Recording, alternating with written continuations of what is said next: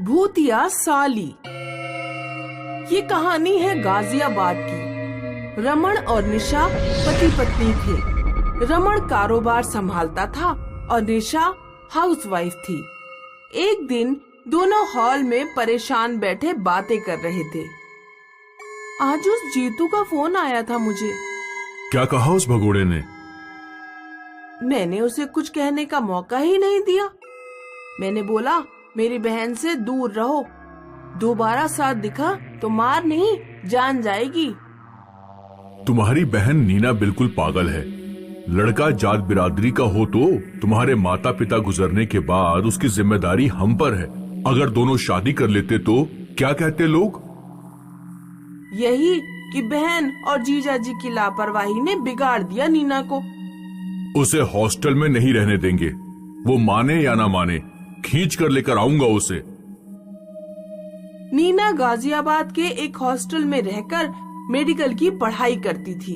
वहीं उसे जीतू से प्यार हुआ और एक रात दोनों भाग निकले।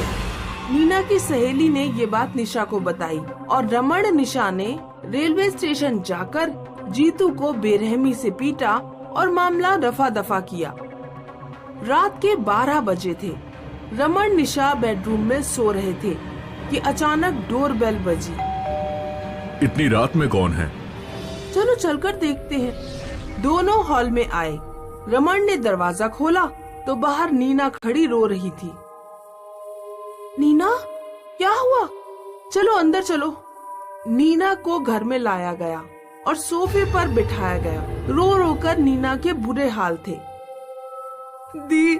जीजू माफ कर दीजिए, गलती थी मेरी। आप मम्मी पापा से बढ़कर हो और मैं आपको बिना बताए जीतू के साथ उस रात। नीना निशा को लिपटकर जोर जोर से रोने लगी। सुनो, जरा इसे गार्डन ले जाओ, खुली हवा में बेटर महसूस करेगी। रमन ने नीना का हाथ पकड़कर उसे अपने साथ वाले बंगले के पीछे वाले गार्डन में लाया और झूले पर बिठा दिया। नीना, शांत रहो, जो हुआ वो भूल जाओ, नई शुरुआत करो। नीना का रोना शांत हो चुका था। उसके चेहरे पर हल्की सी मुस्कान थी। ये देखकर रमन भी हल्का हो गया। गुड गर्ल, तुम झूला झूलो, मैं स्मोक करके आता हूँ। ऐसा कहकर रमन स्मोक करने निकल गया। उधर निशा टीवी पर फेवरेट सीरियल का रिपीट टेलीकास्ट देख रही थी। अचानक डोरबेल बजी और निशा चौंक गई। अब ये कौन है? उधर रमन सिगरेट खत्म करके झूले के पास आया तो झूला अकेला झूल रहा था। नीना नहीं थी। अब ये कहाँ चली गई? तभी रमन ने देखा कि झूले पर काफी सारा खून फैला था। खून? झूले पर खून कैसे आया? हॉल में निशा बंद दरवाजे के सामने खड़ी थी और डोरबेल लगातार बज रही थी। खोलूं या रहने दूं? हिम्मत से निशा ने दरवाजा खोला और सामने नीना के बॉयफ्रेंड जीतू को पाया। तुम्हारी हिम्मत कैसे हुई यहाँ आने की? नीना का पीछा कर रहे थे? रमन, रमन, जल्दी आओ। रमन कहाँ है? आप दोनों की जान खतरे में है। मैं कॉल पर भी आपको यही समझा रहा था। क्या बक रहे हो? रमन तो नीना के साथ गार्डन में है। रमन! क्या? अरे वो नीना नहीं, नीना का भूत है। नीना मर चुकी है। इधर रमन खून देखकर नीना को ढूंढ रहा था। नीना, कहाँ हो तुम? नीना! तभी रमन को पीछे से आवाज आई। मैं यहाँ हूँ जीजा जी। रमन ने पीछे मुड़कर देखा तो उसकी रूह कांप गई। नीना एक भूतनी बनकर लहूलुहान खड़ी थी। नीना, ये मैं क्या देख रहा हूँ? मेरा भूत देख रहे हो? मतलब तुम मर चुकी हो? हाँ, 5 दिन पहले पहाड़ी से कूदकर मैंने खुदकुशी कर ली। जानते हो क्यों? क्योंकि मैं अपनी जिंदगी अपनी नहीं, आपके और दी की मर्जी से जी रही थी।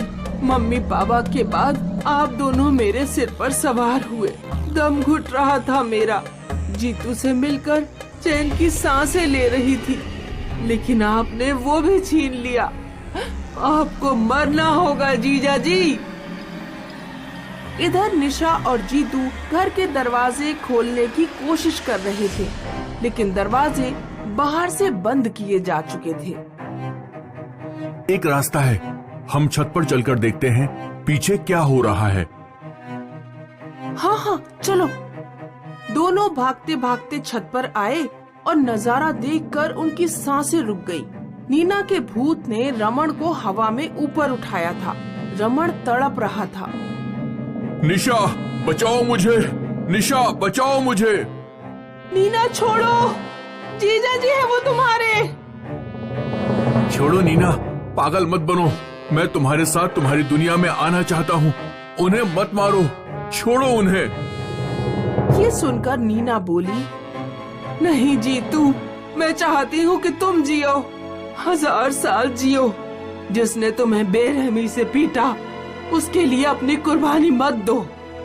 मैं तुम्हें तकलीफ नहीं पहुँचाना चाहती। तकलीफ तो मैं उन्हें दूंगी जिन्होंने मेरी जिंदगी छीन ली। नीना ने रमण को हवा में काफी ऊपर उठाया। निशा जीतू चिल्लाते रहे, लेकिन नीना पर कोई असर नहीं हुआ। नीना ने निशा की तरफ देखकर कहा, आप चाहती हो ना इन्हें छोड़ूं? ये लो, छोड़ दिया। नीना ने रमण को ऊंचाई से नीचे छोड़ दिया और रमण जमीन पर गिरते ही ऑन द स्पॉट मर गया। ये देखकर निशा जोर से चिल्लाई और छत पर बेहोश होकर गिर पड़ी।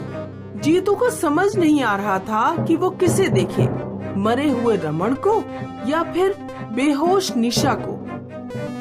उधर आसमान में नीना का भूत रमण की लाश देखकर जोर जोर से हंसता रहा और हंसते हंसते आसमान की गहराई में गायब हो गया।